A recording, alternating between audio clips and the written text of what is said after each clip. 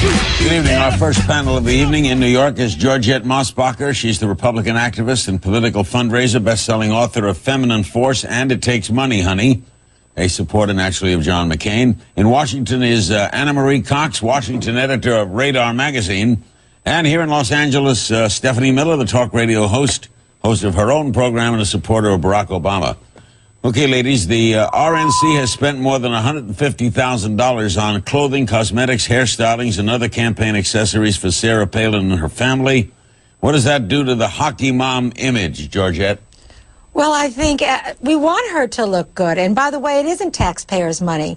It's RNC money. I mean, I'm one of those who wrote a check out to the RNC, and I'm glad they're spending it on her looking fantastic. There's nothing wrong. What's disingenuous is when you have someone like Michelle Obama go on The View in a $56 dress, which, by the way, I thought she looked fabulous in. But the person that designs most of her clothes is a designer in Chicago by the name of Maria Pinto. And she's a designer that's appointments only. That's how elitist she is. But when it's all said and done, there's a lot of issues. What does it have to do with issues? Yeah.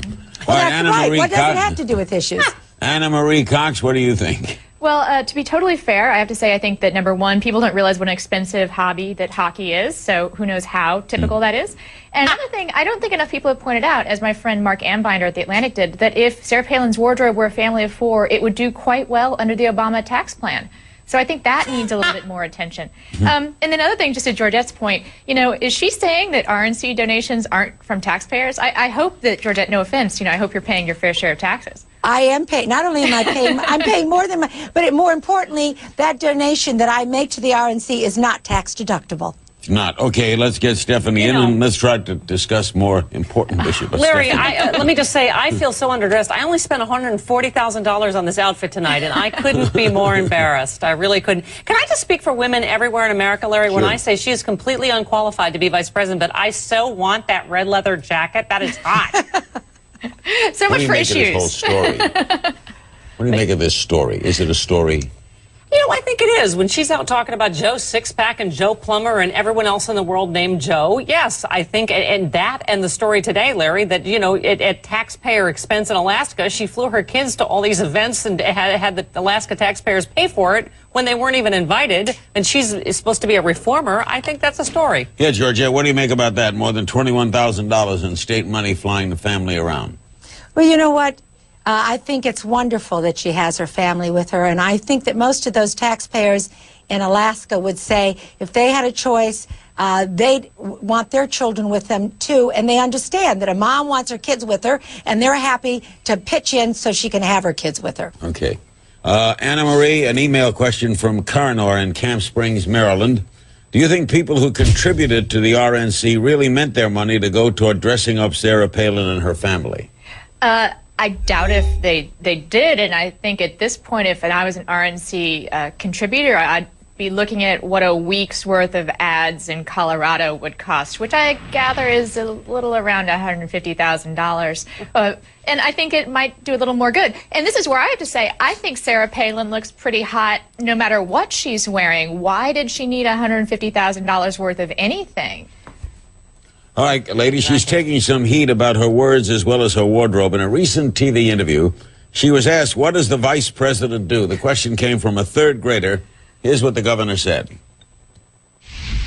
A vice president has a really great job because not only are they there to support the president's agenda, they're like the team member, the teammate to that president, but also they're in charge of the United States Senate. So if they want to, they can really get in there with the senators and make a lot of good policy changes that will make life better for Brandon and his family and his classroom. And it's a great job, and I look forward to having that job.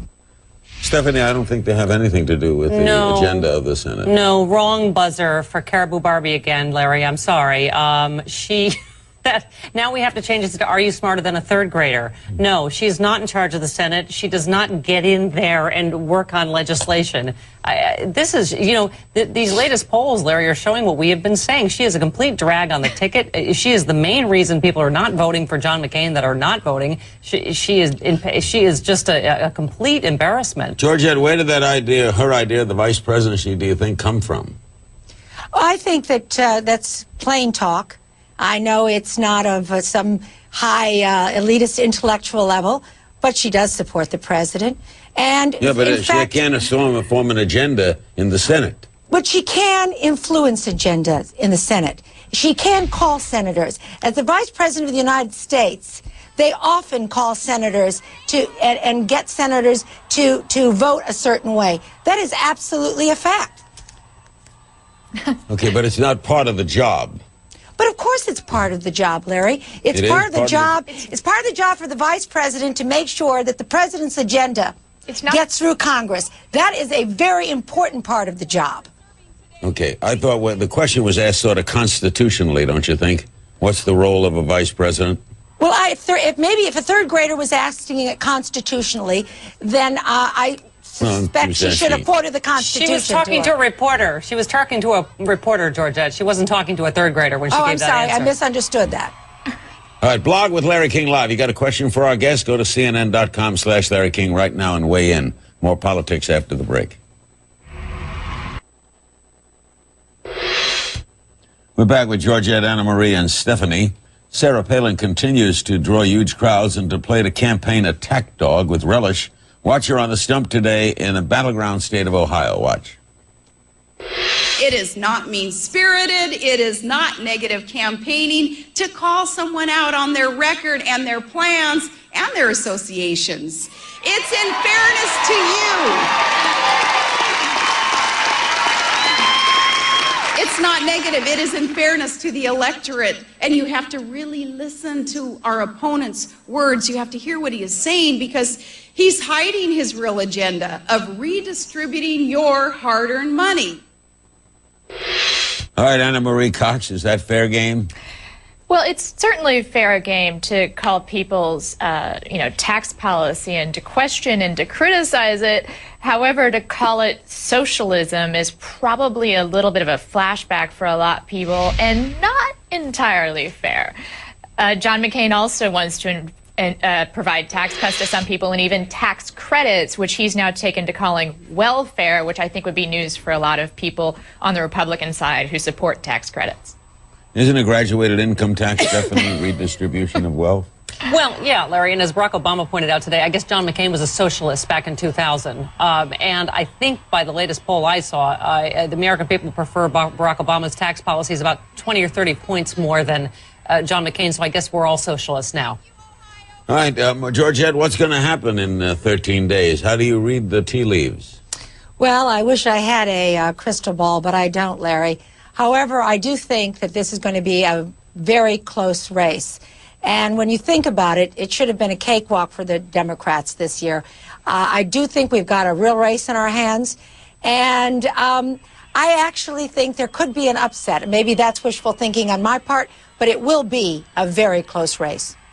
Anna, how do you see it, Anna Marie? Oh, I think it's going to be quite close, too. And I just want to give Georgette maybe a little support here, because we have kind of been ganging up on Sarah Palin, that it's true that she's been getting a lot more scrutiny and sort of been the butt of a lot more jokes than Joe Biden, who has been able to create almost a gaffe a day, if not more. Just the other day, he was joking with a crowd in Ohio about having been arrested for entering the dorm room of two female co-eds, which I kind of hesitate to think what would happen if John McCain or Barack Obama, for that matter, would have made that same joke. So, I mean, I think that we in the media do need to just be a little more careful about making sure we turn, even if it's just a comedic spotlight, on the rest of the ticket on the other side. I mean, just as someone who enjoys a good laugh every once in a while, I think Joe Biden needs his fair share. Well, all I can say, Larry, is when I was leaving the Republican convention in Minneapolis, the Victor the Victory elephant that they were trying to sell, it was in the half-price bin at the Minneapolis airport. And I know that I've been selling Larry the Landslide Lizard T-shirts like crazy on StephanieMiller.com. So Larry the Landslide Lizard. Larry the Landslide Lizard, selling much better. Just my take. Is that, are you saying anything about our host, Stephanie? Yeah. Stephanie, you get in a plug for your. Not that, Larry. You should be a Republican, Stephanie. I mean, that's free market. You get in a plug for what you're selling on your .com. Way to upsell.